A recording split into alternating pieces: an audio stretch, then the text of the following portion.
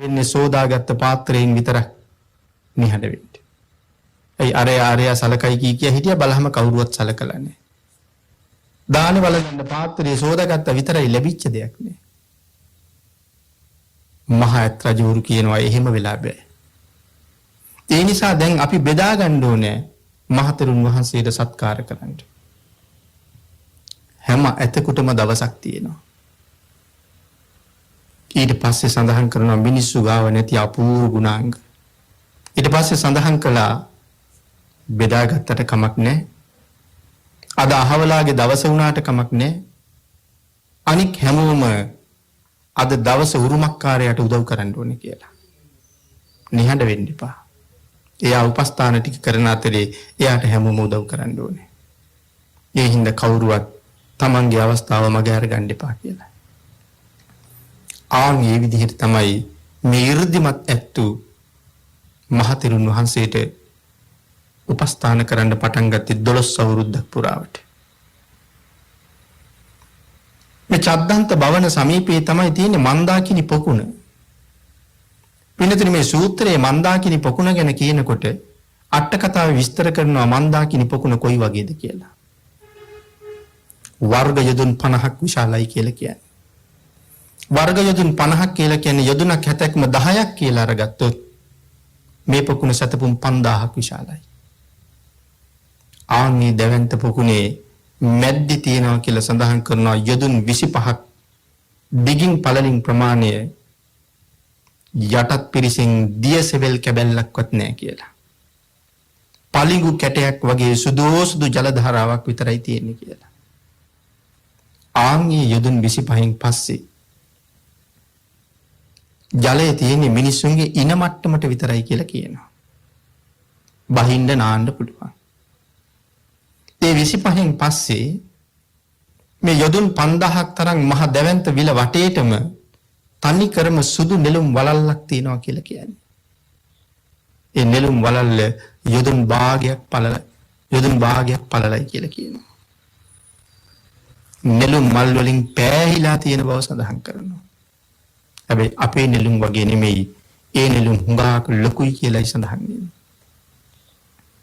නෙළුම් වලල්ලෙන් පස්සේ සුදු නෙළුම් වලල්ලෙන් පස්සේ තියෙන්නේ රතු නෙළුම් වලල්ල. ඒකත් යොදුන් භාගයක්. රතු නෙළුම් වලල්ලෙන් පස්සේ තියෙනවා කියලා සඳහන් කරනවා සුදු කුමුදු වලල්ල. ඒකත් යොදුන් භාගයයි. ඊට පස්සේ යොදුන් භාගයක් නිල් උපුල් තියෙනවා කියලා සඳහන් කරනවා. ඊට පස්සේ යොදුන් භාගයක් රතු උපුල් තියෙනවා කියලා සඳහන් කරනවා. ඊට පස්සේ යොදුන් භාගයක් දසත සුවඳ පැතිරෙන සුවඳ හැල් වලල්ලක් තියෙනවා කියලා සඳහන් කරනවා. සුවඳ හැල් වනාන්තරයෙන් පස්සේ උක් වනාන්තරයක් තියෙනවා කියලා සඳහන් කරනවා. පොකුණ වටේටම උක් වලල්ල යොදුන් භාගයක් විතර පළලයි. සඳහන් කරනවා හිතන් දෙපා කියලා උක් ගහක් අපේ උක් ගස් වාගේ කියලා. එක උක් ගහක් පුවක් ගහක් තරම් ලොකුයි කියලා කියන්නේ. ඒ උක් වලල්ලෙන් පස්සේ තියෙනවා යොදුන් භාගයක කැකිරි. මෙතන විශේෂයෙන් සඳහන් කරනවා අපි මේ ව්‍යංජනයට පිළියෙල කරන කැකිරි නෙමෙයි කැකිරි නම් පළතුරු වර්ගයක් කියලා. ඊළඟට තියෙනවා කියන්නේ ලබු. ඊළඟට තියෙනවා කියන්නේ පෙනි කොමඩු. මේ වලලු තුන යොදුන් එකමාරක් වැල් වල හැදෙන පළතුරු වලින් ගැවසීගෙන තියෙනවා. ඊට පස්සේ සඳහන් කරනවා ගෙඩියක් මහ හැලියක් වගේ ලොකු වෙච්ච තනි කරම වරක වනාන්තරයක් තියෙනවා කියලා. ඒ වරක වනාන්තරයට පිටින් කෙසෙල් වනාන්තරයක් තියෙනවා. විශේෂයෙන් කෙසෙල් ගැන පැහැදිලි කරනවා එයින් කෙසෙල් ගෙඩි දෙකක් අනුභව කරන්න ගියොත් නම් ඒ පුද්ගලයා වෙහෙසටපත් වෙනවා කියලා. කෙසෙල් ගෙඩියේ තරම් ලොකුයි. කෙසෙල් වනාන්තරයෙන් පස්සේ තියෙන්නේ අඹ, ජම්බු සහ දිවුල් වනාන්තර තුනක්. යොදුන් භාගේ පොකුණ වටේටම තියෙනම වලලු වගේ තියෙනවා. ඊට අමතරව මේ කඳු මුදුන සිසාරා මනුස්ස පරිභෝජනයට ගන්න තවත් නොයෙක් පළතුරු නම් කොච්චරද සඳහන් කරන්නේ අට කතාවේ. ඒ ගැන කතා කරන්න ඕනේ නෑ කියලා. අපි සාමාන්‍යයෙන් කියනවා වගේ කතා කරලා වැඩක් නෑ කියනවා වගේ. ඒ තරම්ම පළතුරු වලින් පිරීලා තියෙන්නේ. මල් පිපෙන කාලෙට විශේෂ කාලයක් නෑ හැමදාමම. නමුත් වැඩි වැඩියෙන් මල් පිපෙන කාල තියෙන්න ඇති. ආන්ගේ මල් පිපෙන කාලෙට ඒ මල් වල රේණු හමන සුළඟින් ඔසවලා ගන්නවා කියලා සඳහන් කරනවා. ඒ ඔසවගත්ත මල් රේණු අරන් ගිහිල්ලා අර නෙළුම් වලල්ලේ නෙළුම් කොළ මත හලනවා කියලා සඳහන් කරනවා. අපි නෙළුම් කොළ දැකලා තියෙනවා. උපද්‍රවයක් නැති නෙළුම් කොළේ උඩට ගොට්ට වාගේ තියෙනවා. වතුර ටිකක් රැඳිලා තියෙන ඉඩ තියෙනවා. ආන්ගේ නෙළුම් කොළේ මුල තියෙන වලවල් වල මේ රේණු එකතු වෙනවා. රාත්‍රියට වැටෙන පින්නෙන් ඒ වලට පිණි එකතු වෙනවා. දවල්ට වැටෙන අවුවෙන් ඒ පිනිදිය පැහෙනවා කියලා සඳහන් කරන්නේ. එහෙම පැහෙනකොට අර මල් රේණුත් එක්ක පැහෙන්නේ ඒ රේණු වල පෙනි තියනවා ගොඩක්. ආන්ගේ පිනිදිය අවුවෙන් පැහිලා මේ ලෝකේ තියෙන ප්‍රණීතම පැණි හැදෙනවා කියලා සඳහන් කරනවා. අට කතාවේ සඳහන් කරනවා ලෝකේ තියෙන ප්‍රණීතම පැණි මොනවද කියලා. ලෝකේ තියෙන රසවත්ම පැණි මී පැණි. ඒක ධර්මයේ සඳහන් කරන්නේ එහෙම. නමුත් මෙතන සඳහන් කරනවා රසවත් පැණි මී පැණි තමයි. හැබැයි සාමාන්‍ය මී පැණි වලට වඩා කුද්දක මදු ඊටාම මිහිරි කියලා. මොනවද මේ කුද්දක මදු කියලා කියන්නේ? මී බඳිනකොට අපි දන්නවා සමහර මී හුඹස් වල වෙනවල අපි තියෙන පෙට්ටි වල මී බඳිනවා.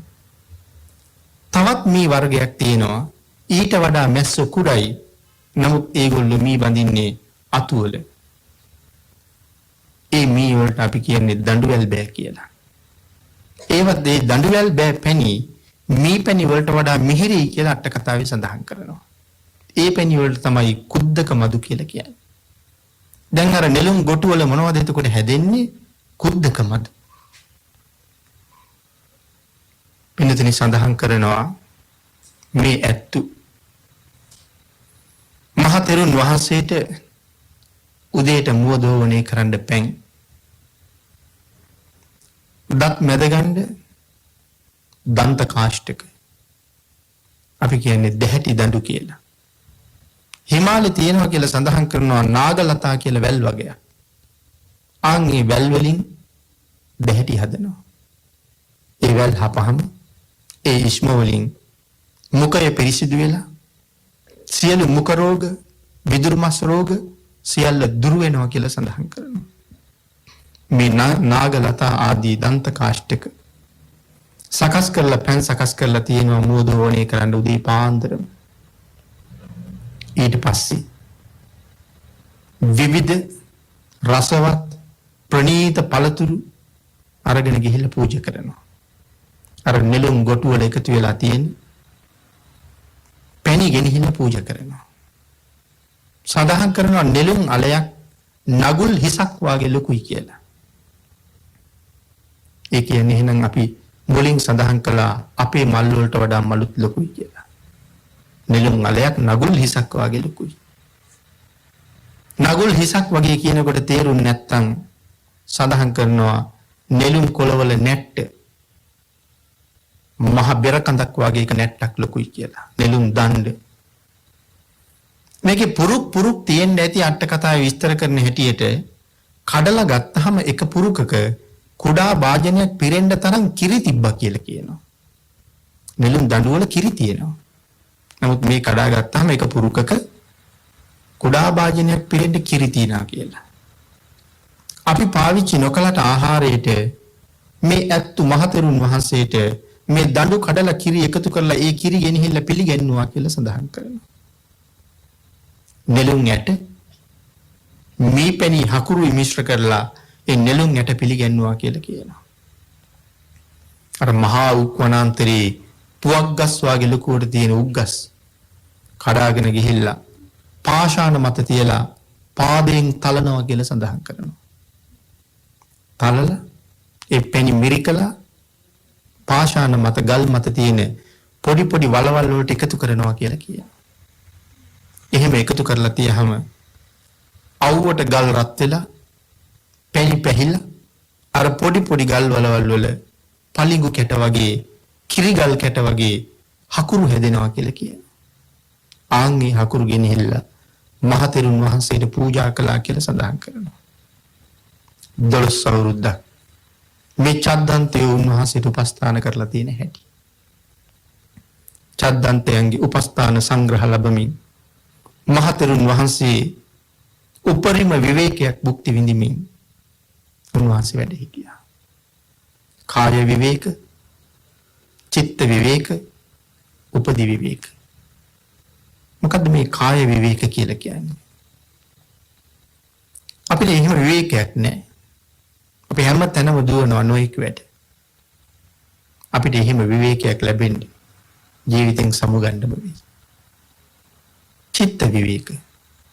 චිත්ත විවේක කියලා කියන්නේ පංච නීවරණයන්ගෙන් කිසි කරදරයක් නැහැ. මේ හැම තැනම අපි දුවවන්නේ මේ නීවරණ. දැන් නීවරණයන්ගෙන් කරදර නැති නිසා හිතත් බොහොම නිදහස්. උපදි විවේක. උපාදානීය කරගත්ත කිසි දෙයක් නැහැ. ඒ හින්දා පුදුම විවේකයක් තියෙනවා. කොණ්ඩඤ්ඤයන් වහන්සේ මේ විවේකයට හරි කැමති. ඒ විවේකය හොයාගෙනයි වැඩි. 12 අවුරුද්දක් ඒ උතුම් විවේක සුවය භුක්ති විඳිමින් චද්දන්තයන්ගේ අප උපස්ථාන ලැබමින් ඔවුන්ට අප්‍රමාණ කුසල් අත්පත් කරවමින් මහතෙරුන් වහන්සේ වැඩ හිටියා. පින්නතුනි සඳහන් කරනවා කේලාස කියලා කඳු මුදුනක් තියෙනවා කියලා. මේ ප්‍රදේශයේ කේලාස කියලා කඳු මුදුනක් තිබ්බා කියලා සඳහන් කරනවා.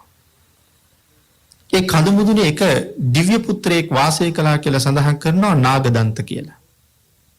මහතෙරුන් වහන්සේ ඇතැම් දවසක නාගදන්ත දිව්‍ය පුත්‍රයාගේ දිව්‍ය කුටියේ ద్వාරය ළඟට පිණ්ඩ පාතේ වැඩිය කියලා කියනවා. බොහෝම ශ්‍රද්ධාවන්තයි මේ දිව්‍ය පුත්‍රයා ඒ වෙලාවට නෙළුම් මල් වල හැදෙන මීපැණි ගිතෙල් සහ හකුරු යොදලා ජලය එකතු කරන්නේ නැතුව පිළියෙල කරගත්ත කිරිබත් මහතෙරුන් වහන්සේට පූජා කරනවා කියලා කියනවා. නෙළුම් මල් වල හැදෙන පැණි හකුරු සහ ගිතෙල් එකතු කරලා තමයි මේ ප්‍රණීත කිරිබත හදලා තියෙන්නේ. මහතෙරුන් වහන්සේ වැඩි දවසට පූජා කරගන්නවා. ඒ දෙවියට එහෙම කිරිබත් ලැබෙන්නේ මොකක් හින්දාද කියලා විශේෂයෙන් කාරණාව ප්‍රශ්නයක් අහලා විසඳනවා. පෙර කාශ්‍යප බුද්ධ කාලේ මනුස්ස ලෝකෙ ඉපදිලා ඉඳලා අවුරුදු 20000ක් සුවඳ ගිතෙල් වලින් හදලා සලාක බතක් දුන්නා කියලා. හකුරු මීපැණි වෙඬරු යොදලා සුවඳ ගිතෙල් එක්ක මේ සලාක බතක් කියලා කියන්නේ. අපේ විහාරස්ථාන වලට දානේ අරගෙන එනකොට දායකයෝ ගේනකොට අපි කියන්නේ peeru දානේ ගේනවා කියලා. මේ මාසේ පළවෙනිදාට දානේ තිබ්බ කෙනාට ආයෙ සමහරලාට දාන්නේ ලැබෙන්නේ ඊළඟ මාසේ පළවෙනිදාට. සමහර තැන්වල මාස 2කට 3කට සැරයක්. සමහර විහාරස්ථානවල නම් අවුරුද්දකට විතර සැරයක්. දායක පිරිස් හුඟක් ඉන්නවා. ආන් එහෙම දෙන්න දාන්න තමයි සලාක බත කියලා කියන්නේ. ආන් එහෙම සලාක දානයක් දීලා තියෙනවා අවුරුදු 20000ක්. කාශ්‍යප භාග්‍යතුන් වහන්සේගේ කාලේ ආයුෂ දිගයි. භාග්‍යතුන් වහන්සේගේ ආයුෂත් අවුරුදු 20000ක්. අවුරුදු 20000ක් සංඝිකව මේ සලාක බත දුන්නා. ආන් ඒ පින නිසා තමයි මේ දිව්‍ය පුත්‍රයාට මේ විදිහට ප්‍රණීත ආහාර ලැබෙන්නේ. ඒව මහතෙරුන් වහන්සේට පූජා කරලා තව බොහෝ සී කුසල් රැස් කරගත්තා. පින්තුනේ 12 වසක් එහිම වාසය කරලා මහතෙරුන් වහන්සේ එක දවසක් කල්පනා කළා දැන් මට පිරිනිවන් පාන්න කාලය ඇවිල්ලාද කියලා. ආයු සංස්කාර අත්හරින්න දැන් හොඳද කියලා. බලනකොට කාලය හොඳයි. පිරිනිවන් පාන්න කාලය ඇවිල්ලා. ඊට පස්සේ අදිෂ්ඨාන කරලා බැලුවා මා විසින් කොහි පිරිනිවන් පාන්නද කියලා. තමන් වහන්සේට වැටහුණේම 12 අවුරුද්දක් තිස්සේ මං වෙනුවෙන් අප්‍රමාණව වෙහෙසෙමින් මහන්සි වෙමින් මට උපස්ථාන කළ මේ චද්දන්තයන් ළඟ මේ චද්දන්ත භවනේම පිරිනිවන් පාන එක තමයි මට හොඳ. එහෙම තීරණය කරලා අපේ බුදු පියාණන් වහන්සේ ළඟට වැඩියා ස්වාමීනි පිරිනිවන් පාන්න අවසරද කියලා අහන්න. පින්නතුනි ආන් මේ කාරණාවේදී විශේෂ කරුණු කීපයක් එලි කරනවා. උන්වහන්සේ වැඩම කරලා භාග්‍යතුන් වහන්සේ ළඟට යන්න කලින් ස්වාමීනි මම කොණ්ඩඤ්ඤ වෙමි. ස්වාමීනි මම කොණ්ඩඤ්ඤ වෙමි. සුගතයන් වහන්සේ මම කොණ්ඩඤ්ඤ වෙමි. භාග්‍යතුන් වහන්සේ ළඟට වැඩලා භාග්‍යතුන් වහන්සේ ළඟ වාඩි වෙලා දන ගහගෙන භාග්‍යතුන් වහන්සේගේ සිරිපතුල මුවෙන් සෙඹිනවා කියලා සඳහන් කරනවා. විශේෂයෙන් සූත්‍රයේ මේ කාරණාව අපූර්වවට පැහැදිලි කරලා තියෙනවා. භාග්‍යතුන් වහන්සේගේ සිරිපා ධාතුව භගවතු පාදේසු සිරසා නිපතිත්වා භගවතු පාදානි මුකේනච පරිචුම්බති. ඒ කියන්නේ සිප ගන්නවා කියලා. පානීහිච පරිසම්බාහති. තමන්ගේ අත්ලෙන් මුළු සිරිපා ධාතුවම සම්බාහනය කරනවා. නාමංච සාවීති. නමත් කියනවා. කොණ්ඩඤ්ඤෝහං භගවා කොණ්ඩඤ්ඤෝහං සුගතා සුගතාති. යන්නෝනාහං ආයස්මන්තං අඤ්ඤා කොණ්ඩඤ්ඤං භගවතු සම්මුඛා සාරුපාහි ගාතාහි ආදි වශයෙන් සඳහන් කරනවා. මුවෙන් සිඹිනවා. අත්වලින් පිරිමැද මැද සම්බාහනය කරනවා. මම කවුද කියලාත් කියනවා. ස්වාමීනි මම කොණ්ඩඤ්ඤ. සුගතයන් වහන්සේ මම කොණ්ඩඤ්ඤ. සඳහන් කරනවා ස්වාමීනි මම අඤ්ඤා කොණ්ඩඤ්ඤ කියලා කීවේ නැහැ කියලා. ඇයි කියන්නේ නැත්තේ? ඒ තරම්ම නිහතමානී කෝටි ලක්ෂයක් සක්වලේ ලෞතර භාග්‍යතුන් වහන්සේට විතරක් වන්දනා කරන භාග්‍යතුන් වහන්සේ යම් තරමක් විශ්ව ධාතුවේ ප්‍රසිද්ධද කොණ්ඩඤ්ඤයන් වහන්සේත් ඒ තරම්ම ප්‍රසිද්ධයි. අනික් රහතන් වහන්සේලා එහෙම ප්‍රසිද්ධ නැතුව ඇති. ඒ කොණ්ඩඤ්ඤයන් වහන්සේ විශේෂයෙන් ප්‍රසිද්ධ. ගෞතම සම්මා සම්බුද්ධ ශාසනයේ ඉස්සරලාම රහතන් වහන්සේ. කවුද මේ ශාසනයේ අසංඛ්‍ය ගණන් මහ රහතන් වහන්සේලා අතර මුලින්ම රහත් උනේ කියලා ඇහුවොත් හැමෝම දන්නවා ඒ අඤ්ඤා කොණ්ඩඤ්ඤයන් වහන්සේ බව. ඒකයි කිය භාග්‍යතුන් වහන්සේ තරමටම ප්‍රසිද්ධයි. ආගේ තරම් තානාන්තරයක් තියෙනවා. නමුත් තමන්ගේ නම්බු නාමේ නම් කීවේ නෑ කියලා සඳහන් කරා. බුදුරජාණන් වහන්සේට එහෙම වන්දනා කරනකොට විශේෂ කරුණු කීපයක් බලාපොරොත්තු වෙනවා. 12 අවුරුද්දකින් පස්සේ භාග්‍යතුන් වහන්සේ දැක්කේ අලුතෙන් ශාසනයට ආපු භික්ෂු භික්ෂුණී උපාසක උපාසිකාවෝ මේ කවුද කියලා දන්නේ නැහැ. කෙස් සුදු වෙච්ච ඉස්සරහට කුඩු වෙච්ච ගෝපාන ශිවංක කියලා කියන්නේ. ඉස්සරහට නැමිලා කුදු වෙලා කෙස් සුදු වෙච්ච කුදු වෙච්ච භාග්‍යතුන් වහන්සේ ළඟින්ම ඇසුරු කරන මේ මහල්ලා කවුද කියලා කාට හරි හිතුණොත් ඒ හිතුන අය නිරය පුරවනවා කියලා කියන්නේ. ආන් එහෙම හිතෙන්න ඉඩ දෙන්නේ නැතුව තමයි මේ කවුද කියලා දැනගන්න ස්වාමීනි මම කොණ්ඩඤ්ඤ වෙමි. සුගතයන් වහන්සේ මම කොණ්ඩඤ්ඤ වෙමි කියලා කියන්නේ.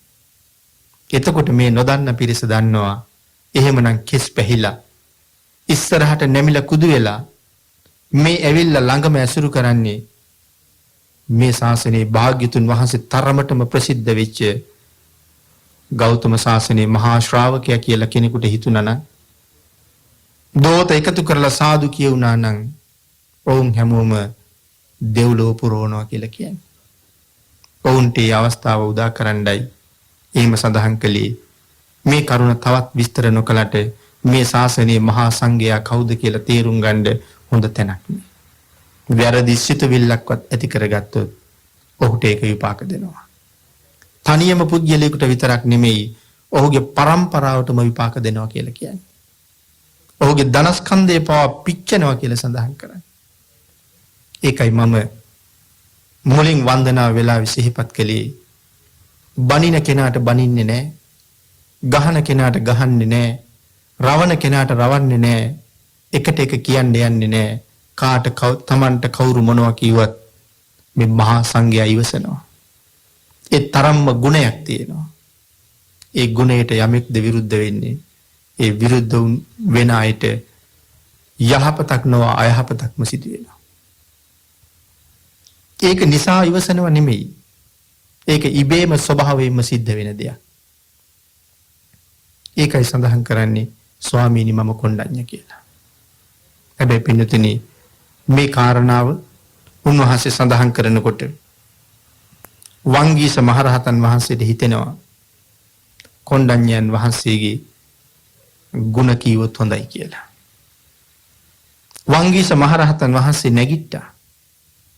නමුත් භාග්‍යතුන් වහන්සේ සමග මහා ශ්‍රාවකයෝ වැඩ ඉන්න වෙලාවේ එකපාරම කතා කරන්න බෑ. ඒ තරම් හික්මුණ බවක් තියෙනවා. ඒ සභාවේ මහා ගරු ගාම්භීර බවක් තිබුණා. සීලවන්තයෝමයි එකතු වෙලා ඉන්නේ. අහසට මහ පොළොවට දරන්න බැරි ගුණ කඳන්මයි රැස් වෙලා ඉන්නේ. ඒ හින්දා එකපාර කතා කළේ නෑ. වංගීසයන් වහන්සේ නැගිටලා සිවුරු ගැටවටුව ලෙහෙලා සිවුර ඒකාංශ කරලා භාග්‍යතුන් වහන්සේ පැත්තට නැමිලා හැරිලා වැඳලා අවසර ඉල්ලනවා ස්වාමීනි භාග්‍යතුන් වහන්සේ මට වැටහුණා ස්වාමීනි වැටහෙනවා. ඒ කියන්නේ ස්වාමීනි මම යමක් කියන්නද කියලා. වැටහිච්ච දේ කියන්නද? වංගීස ඔබට වැටහේවා. ඒ කියන්නේ ඔබට වැටහිච්ච දේ එහෙමම කියන්න කියලා. වංගීසයන් වහන්සේ කියනවා බුද්ධානුබුද්ධෝ සෝතේරෝ කොණ්ඩඤ්ඤ තිබ්බනික්කමෝ ලාභී සුඛ විහාරාණං විවේකාණං අබින්හසු බුද්ධානුබුද්ධෝ සෝතේරෝ. එයි මේ කියන්නේ මේ ශාසනයේ බුදුන් අනුව ගිය මහා තෙරුන් වහන්සේ බුදුන් අනුව ගිය මහා ප්‍රඥාවන්තයන් වහන්සේ. ඒ මහා ප්‍රඥාවන්ත කියලා කිව්වේ මහා ප්‍රඥාවක් නොතිබුණා නම් භාග්‍යතුන් වහන්සේ ආර්ය සත්‍ය දේශනා කරනකොට කොහොමද වැටහිලා රහත් වෙන්නේ එකපාරම? බුදුරජාණන් වහන්සේ හැර චතුරාර්ය සත්‍ය වැටහුණ තව කෙනෙක් ඒ කාලේ හිටියේ නෑනේ. එහෙනම් දෙවණියට ඒ ධහම අවබෝධ කරගත්තේ ඒ මහා ප්‍රඥාව තිබුණ නිසාමයි කියලා සඳහන් කරනවා.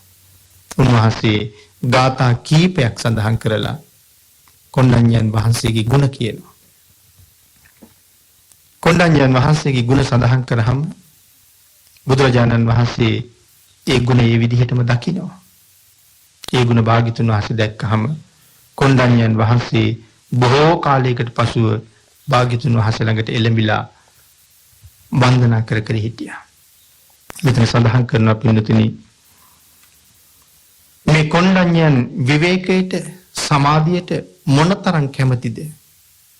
යම් ගුණ ධර්මයක් යම් ශ්‍රාවකයෙකු විසින් ලැබිය යුතුද?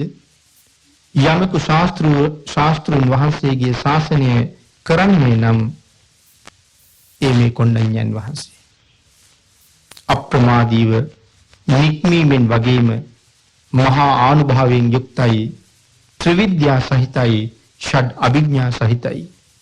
කොණ්ඩඤ්ඤ නම් භාග්‍යතුන් වහන්සේගේ උරුමය අයිති කරගත් ශ්‍රේෂ්ඨ බුද්ධ පුත්‍රයන් වහන්සේ බුදු පියාණන් වහන්සේගේ පාද පද්ම වන්දනා කරන්නාහ කියලා වංගීසයන් වහන්සේ සඳහන් කරාම මිනිස්සුන්ගේ දෝත නිකම්ම එකතු වෙලා සාදු කියුණා. ඒ මිනිස්සු කොයිතරම් කුසල් රැස් කරගත්තද? පින්වතුනි භාග්‍යතුන් වහන්සේට වැඳලා අවසර ඉල්ලහම පිරිනවම් පාන්න බුදුරජාණන් වහන්සේ අහනවා කොණ්ඩඤ්ඤ කොහෙද පිරිනවම් පානවද? ස්වාමීනි 12 අවුරුද්දක් තිස්සේ මට උපස්ථාන කරපු 이르දිමත් වූ ඇත්තු 8000ක් ඉන්නවා. ආන්ගේ චද්දන්ත භවනටම ඔවුන්ට අනුග්‍රහ පිණිසත් එක්ක පිරිනිවන් පාන්න මං වඩිනවා. ස්වාමීනි මම පිරිනුවම් පාණ්ඩද කියලා තමයි ඉස්සරලා ඇහුවේ. ස්වාමීනි දැන් පිරිනුවම් පාණ්ඩද? පාණ්ඩද කියලා ප්‍රශ්නයක් අහපුවහම බුදුරජාණන් වහන්සේ එපා කොණ්ණඤ්ඤ ලෝකයට හිතසුව පිණිස තව අවුරුදු කීපයක් වසර කීපයක් වැඩ ඉන්න කියලා කිව්වොත් වැඩ ඉන්න පුළුවන් හින්දාද මේ ඇහුවේ කියලා අපිට ප්‍රශ්නයක් හිතෙනවා. හැබැයිම භාග්‍යතුන් වහන්සේ එපා කීවනම් වැඩ ඉන්න පුළුවන්. සතර ඊර්දි පාඩම වඩලයි තියෙන්නේ. කොච්චර කාලයක් භාග්‍යතුන් වහන්සේ වැඩ ඉන්න කියයිද ඒ තාක්කල් වැඩ ඉන්න පුළුවන්. ඒකයි යහන්නේ ස්වාමීනි පිරිනුවම් පාණ්ඩද කියලා. නමුත් භාග්‍යතුන් වහන්සේ පිරිනුවම් පාණ්ඩ අවසර දුන්නා. හැබැයි භාග්‍යතුන් වහන්සේට වැඳලා නැගිටිනකොට සුගන්ධ කුටිය ඇතුලේ රැස් වෙලා හිටපු උපාසක උපාසිකාවෝ භික්ෂුන් වහන්සේලා ඒ අයට නම් මුර ගැවුනා කියලා සඳහන් කරනවා. මේ මහා ශ්‍රාවකයා සදහටම අපෙන් සමුගන්න දෙයන්නේ කියලා. දොර ළඟට ගිහිල්ලා ආපහු හැරිලා බලලා උන්වහන්සේ ප්‍රකාශයක් කරනවා. යම් කෙනෙක් ආයු සංස්කාර අරගෙන ඉපදුනා නම් ඒ ආයු සංස්කාර දවසක නැසෙනවමයි. ලෞතර භාග්‍යවතුන් වහන්සේටත් ඒසේම සාධාරණයි. භාග්‍යතුන් වහන්සේටත් සාධාරණ නම් අන් අය ගැන කවර කතාද? හැමෝම ආයු සංස්කාර අරගෙන යාවි. ඒ හැමෝම දවසක මරණයටපත් වෙනවා. එහෙමනම් හැමෝම මැරෙන්න ඉස්සරලා ඒ සංස්කාරයන් පවතින කාලය තුල තමන්ගේ ඊළඟ භවයේ සුවපත් කරගන්න කටයුතු කරගන්න එක තම තමන්ට වටී. එහෙම සඳහන් කරලා චද්දන්ත භවනටම වැඩම කළා. වැඩම කරලා මාතරුන් වහන්සේ මන්දාකිනි පොකුණට බැහැලා පැන්සැන වුණා. පැන්සැනහිලා සිවුරු පොරවගෙන උතුරු සළුව දරාගෙන තමන් වහන්සේගේ කුටියට වැඩම කරලා තමන් වහන්සේ සැතපෙන යහනේ ඉඳගෙන වැඩ හිටිය කියලා සඳහන් වෙනවා. උන්වහන්සේ පිළිවෙලින් සමාධි සමාපත්තීන්ට සමවැදිලා අරුණ උදා වෙන මොහොත එනකොට සදහටම මේ සංසාරයෙන් සමු අරගෙනම යන්න ගියා. උන්වහන්සේ බලාපොරොත්තු වුණ උතුම් වූ මංගල්‍ය උන්වහන්සේ සාක්ෂාත් කරගත්තා. ඇයි ඒක මංගල්‍යයක් වෙන්නේ?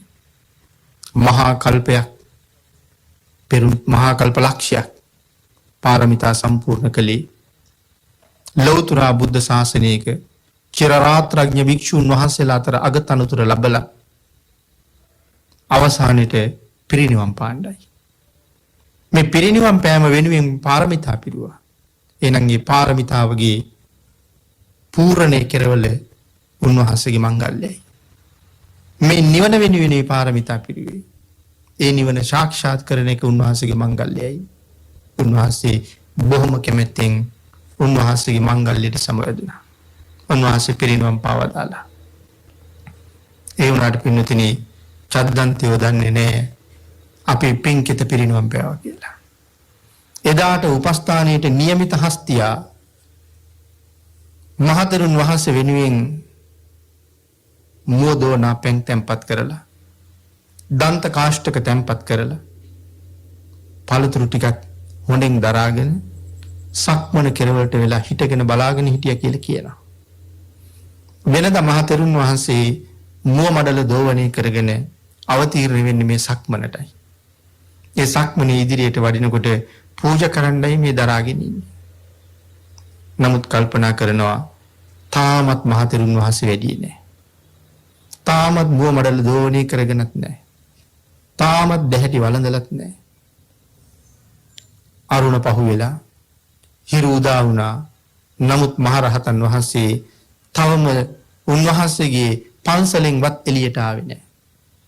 මේ හස්තියා හිමින් උන්වහන්සේගේ කුටියේ දොරටුව ළඟට ගිහිල්ලා දොරට තට්ටු කළා. දොරට තට්ටු කළාට කිසි හැලහොල්මනක් නැහැ. නමුත් එතාට පේනවා ආසනිය උඩ වාඩි වෙලා වැඩ ඉන්නවා. පිරිනිවන් පාලා තියෙන වාඩි වෙලාමයි. ඒ නිසා තමන්ගේ අත ඉස්සරහට තියලා දොර තල්ලු කරා. තව චුට්ටක් ඉස්සරහට වෙලා මහතෙරුන් වහන්සේගේ ශරීර ධාතුව ටිකක් ස්පර්ශ කරලා බැලුවා කියනවා. හුස්ම වැටෙනවද කියලා බැලුවා කියනවා. ඒ වෙලාවේ දැනගත්තා හුස්ම ගන්නෙ නැහැ කියලා. ඒ වෙලාවේ තමයි චද්දන්තය දැනගත්තේ මහතෙරුන් වහන්සේ පිරිනිවන් පෑවා කියලා. තමන් ළඟ තිබිච්ච දානි ටිකේ හැම්මම දාලා තමන්ගේ හොඬ තමන්ගේ මුඛය ඇතුළට දාගෙන මහා හරක් නැගුවා කියලා සඳහන් කරනවා. යදුන් 3000ක් විශාල මහා හිමවත නින්නාද දුන්නා කියලා සඳහන් කරනවා ඒ හඬට.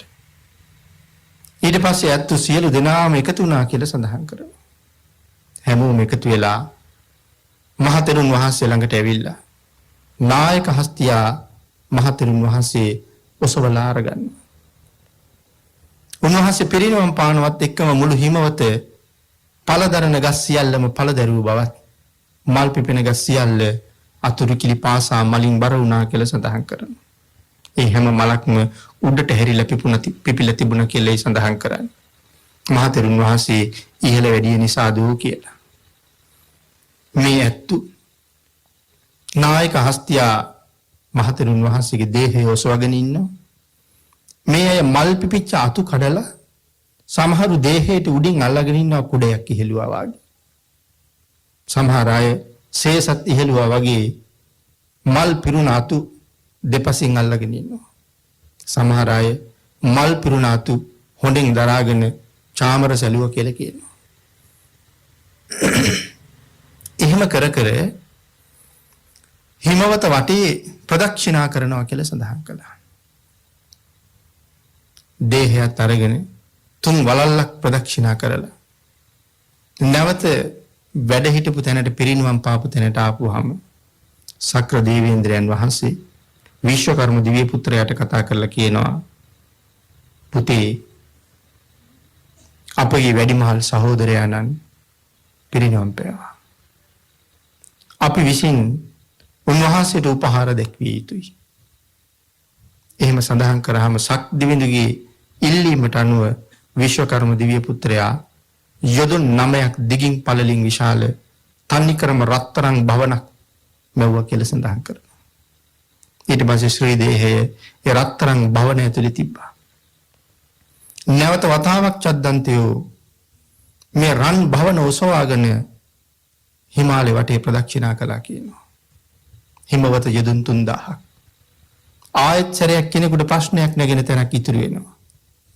යදුන් 3000ක් දුර ගමන් කරන්න රවුම් 3ක් වලලු 3ක් යන්න මොන තරම් වෙලා යන්නේ නැද්ද කියලා හිතෙන්න පුළුවන්. අමතක කරන්න එපා හැමතැනම සඳහන් කළා මේ 이르දිමත් හස්තීන් කියලා. 이르දීන් තමයි වඩින්නේ.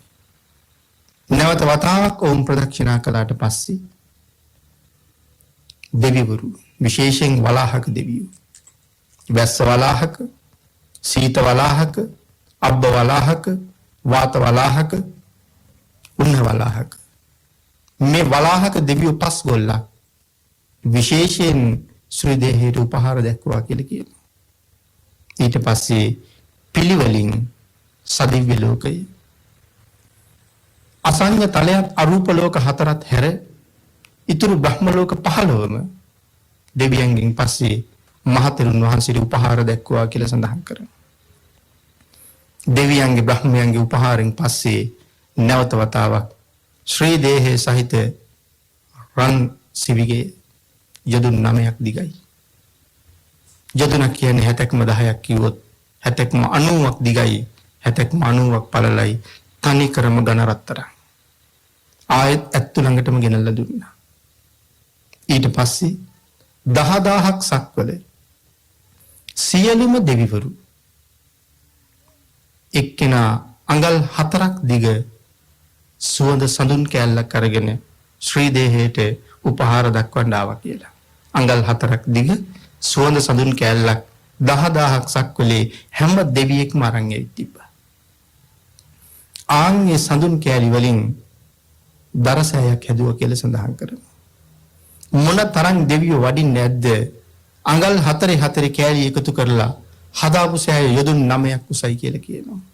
ඒ කියන්නේ සතපුම් 9ක් චිතකයේ උසයි.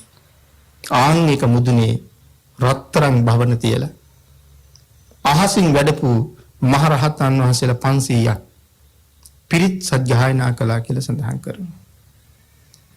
ඒ පිරිතෙන් පස්සේ දිවස් ලාභයෙන් අතර අගතනතුර ලබා ගත්තේ අපේ අනුරුද්ධ මහරහතන් වහන්සේ සුවිශේෂී ධර්ම දේශනාවක් සිද්ධ කළා කියලා සඳහන් වෙනවා. මේ දේශනාව අවසානයේ බොහෝ දිවිවරු මාර්ගඵල ලැබුවා කියලා සඳහන් කරනවා. ශ්‍රී දේහය සහිත සඳුන් සෑය මේ වෙනකොට දැවෙමින් තියෙනවා.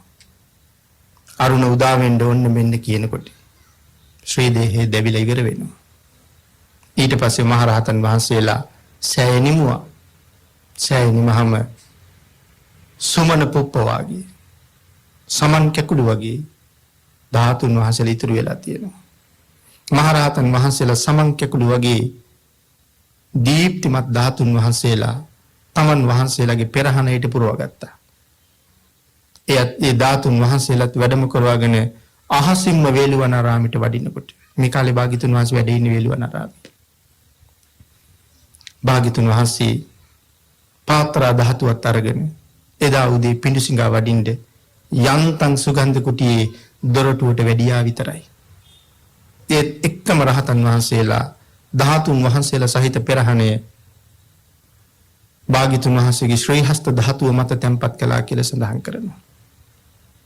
ඒ ධාතුන් වහන්සේලා තමන් වහන්සේගේ ශ්‍රී හස්තයෙන් පිළිගත් අපේ භාග්‍යතුන් වහන්සේ දකුණු ශ්‍රී හස්ත ධාතුව මේ මහ පෘථුවියට දිගු කළා කියලා සඳහන් කරනවා. මෙතන අට කතාවත් එක්ක විස්තර කරනවා. ලෝතර බුදුරජාණන් වහන්සේ ශ්‍රී හස්ත ධාතුව දිගු කරනකොට මේ මහ පොළොව පියවි ස්වභාවයෙන් කොහොම ඉන්නද? සඳහන් කරනවා ලෞතර බුද්ධත්වයේ ලබන්න ඉස්සරලා වජ්‍රාසනයේ මත වාඩි වෙලා ඉන්න මහ බෝසතාණන් වහන්සේට නොඑක් ආකාරයෙන් කරදර කෙරුවා මාරයා. නිකන් නෙමෙයි වැහි නමයක් වැස්සෙව්වා. බෝසතාණන් වහන්සේ විනාශ කරන්න.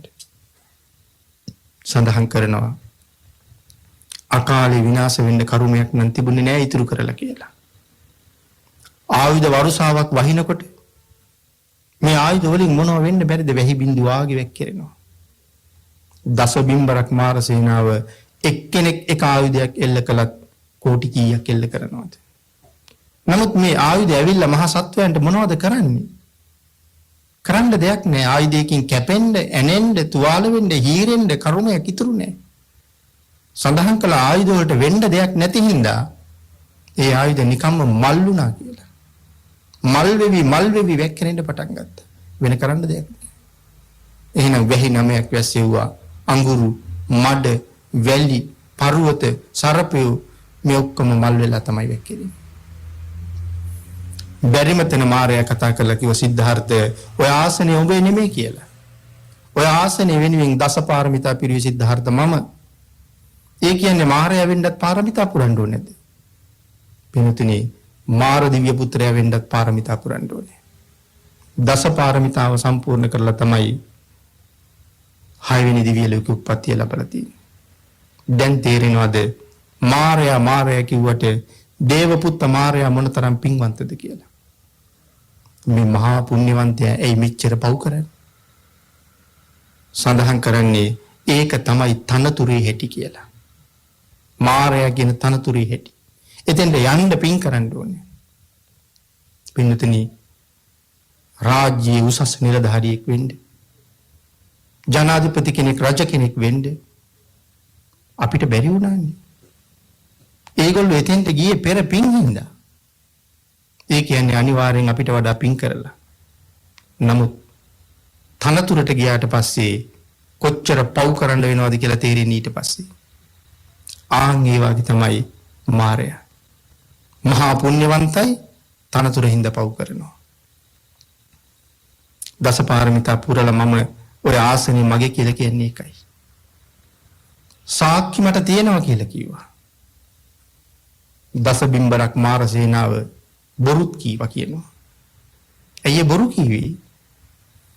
ඇයි මේ මාරයා පාරමිතා පුරන කාලේ හිටපු නැති මාරයොත් මෙතන ඉන්නවා. තමන්ගේ පිරිස මාර පිරිස ඒගොල්ලෝ දන්නේ මෙයා පාරමිතා පුරලා ඉන්නේ කියලා. නමුත් මේ වෙලාවේ මාරයාගේ වචනේ ඇත්ත කරන්න ඕන හින්දා බොරු කියනවා අපි සාක්කි අපි දන්නවා කියලා. එතකොට බොරුත් කියලා තියෙනවා. කෙසේ වෙතත් සිද්ධාර්ථ උඹටත් සාක්ෂි තියෙනවද කියලා ඇහුවා. ඒ වෙලාවේ සඳහන් කළා වසවර්තිය. මේ මහ පොළොව වෙස්සන්තර මහරජුරෝ දාන 7ක් දෙන වෙලාවේ ඉවසන්න බැරුව කම්පා වුණා. උඹට මාර පිරිස සාක්ෂියට ඉන්නවා. මංගාව සාක්ෂියට කවුරුවත් නැහැ. මම අද සාක්ෂියට කැඳවන්නේ එදා වෙස්සන්තර රජුරෝ දන් දෙනකොට කම්පා වෙච්ච මහ පොළොවයි. මම පාරමිතා පිරුවද කියලා මේ මහ පොළොව සාක්ෂි කියයි කියලා චීවර ගර්භය ඇතුලින් දකුණු ශ්‍රී හස්ත ධාතු එළියට අරගෙන මේ මහ පොළොවට දිගු කරාම පොළොව මහී කාන්තාව සිද්ධාර්ථ ගෞතමයන් මේ වජ්‍රාසනයේ වෙතින් පාරමිතා පිරුවා සත්‍යයි කියනවා වගේ මහා හඬක් නගමින් ගුගුරන්න පටන් ගත්තා කියලා කියනවා. වසවර්ති වාරයාගේ මාර පිරිස දෙන්නෙක් එක මග නොයා මහ වාතයකට අහු වුණ පුළුම් පිටක් යම්සේ විසිරෙන්නේද මාර පිරිස බීතියෙන් පැනලා දිව්වා කියලා සඳහන් කරනවා. එහෙමනම් එදා බෝසතාණන් වහන්සේගේ ශ්‍රී හස්ත ධාතුව මහ පොළොවට දිගු වෙනකොට මහ පොළොවට ඉවසන්න බැරි වුණා නම් ලෞතර බුද්ධ රාජ්‍ය සාක්ෂාත් කරපු සම්මා සම්බුදුරජාණන් වහන්සේගේ ශ්‍රී පාදේ ශ්‍රී හස්ත ධාතුව මේ මහ පොළොවට දිගු කරනකොට පොළොව කොහොමනම් පියවි ස්වභාවයෙන් ඉන්නද? ආනිසා භාග්‍යතුන් වහන්සේ වේළුවනාරාම සුගන්ධ කුටියේ දොරටුවක ළඟ ඉඳලා මහ පොළොවට ශ්‍රී හස්ත ධාතුව දිගු කරාම රිදීවන් චෛත්‍යයක් මහ පොළොව දෙබෑ කරගෙන පොළොව මතින් මතුණා කියලා සඳහන් කරනවා. ආන්ගේ චෛත්‍ය රාජ්‍යය ඇතුලේ භාග්‍යතුන් වහන්සේගේ ශ්‍රී හස්ත ධාතුවෙම කොණ්ඩඤ්ඤ මහරහතන් වහන්සේගේ අඤ්ඤා කොණ්ඩඤ්ඤ මහරහතන් වහන්සේගේ ධාතුන් වහන්සේලා තැන්පත් කළා කියලා සඳහන් කරනවා. ඒ චෛත්‍ය වේළුවනාරාම විහාර භූමියේ ద్వාරය ළඟ ඊටාම නිරුපද්‍රිතව වැඩ හිටිය කියලා සඳහන් කරනවා. ඒ චෛත්‍ය අදත් එතන වැඩ ඉන්නවා කියලා සඳහන් කරනවා. එහෙමනම් මහ පොළොව පලාගෙන නැගිටි චෛත්‍ය රාජ්‍යය. කොණ්ඩඤ්ඤ මහරහතන් වහන්සේ පිළිබඳව කොණ්ඩඤ්ඤ සූත්‍රයේ සාර්ථක කතා විසාකච්ඡා කරන කාරණාව මෙතනින් ඉවර වෙනවා.